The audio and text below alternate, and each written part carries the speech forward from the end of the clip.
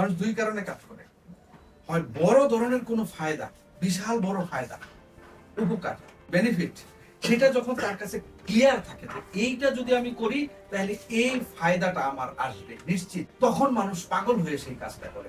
আপনি মেট্রিকে পড়েছেন, আগেও জানতেন, কিন্তু পরীক্ষার কাছাকাছি আসছে যেটা আমাকে পাস করতে হবে, না হলে মানিজ্যত নষ্ট হবে, আবার কলেজে ঢুকতে পারবো না, এই সেই অনেক কিছু আছে, যেটা আপনি পাগল হয়ে পড়াশোনা একটা বেলু দাঁড় করায়। অথবা আরেকটা কারণে মানুষ কাজ করে, পেইন থেকে ফ্রি হওয়ার জন্য। কি? পেইন থেকে ফ্রি হওয়ার জন্য আমরা নামাজ পড়ি, হয় জাহান্নাম থেকে বাঁচার জন্য, না হলে জান্নাত পাওয়ার জন্য। খেয়াল করে দেখি, সেম হিসাব, দুনিয়া তো একই হিসাব, যে না আমি গরিব থাকতে পারবো, গরিব থাকা যাবে না, গরিব কষ্ট, আমাকে ধনী হতে হবে, ঠিক আছে না, সেই জন্য। তো অথবা যখন আপনি অসুস্থ হন, ব্যথা যখন তীব্র হয়, তখন কিন্তু ডাক্তারের কাছে দৌড়তেন, কারণ আমি পেইন চাই না। ডাক্তারের কাছে যাচ্ছেন আপনি এই সমস্যাটার কারণে না, পেইনটা দূর করে দেন। আমার কি দূর করা দরকার? পেইন দূর করা দরকার, পেইন কিলার দিয়ে দেয় ডাক্তার। রোগ কিন্তু আপনার রয়ে গেছে, জাস্ট পেইন কিলার দিয়ে দিয়েছে, পেইন অফ, বাকি সমস্যা কিন্তু রয়ে গেছে।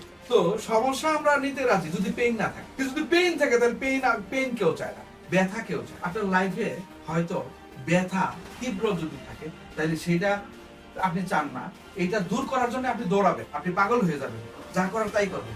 অথবা বড় কোনো লাভ যদি আপনার সামনে দেওয়া হয় যে এইটা বড় ধরনের লাভ, তুমি এটা পাইতে পারো এই জন্য, তাহলে আপনি কি করবেন?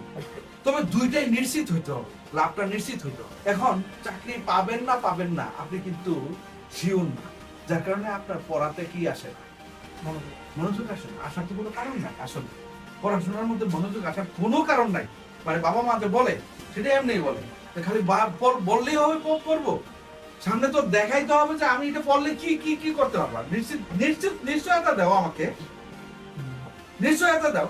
যদি একটা বইয়ের ব্যাপারে বাবা মা যদি বলে একটা বইয়ে 1 লাখ টাকা দিতে হবে, যদি ভালো করে পড়াশোনা তাহলে করবেন না, ওই মুহূর্তে পড়াশোনা কোচিং টোচিং কিছু লাগবে না, দেখে হয়ে যাবে।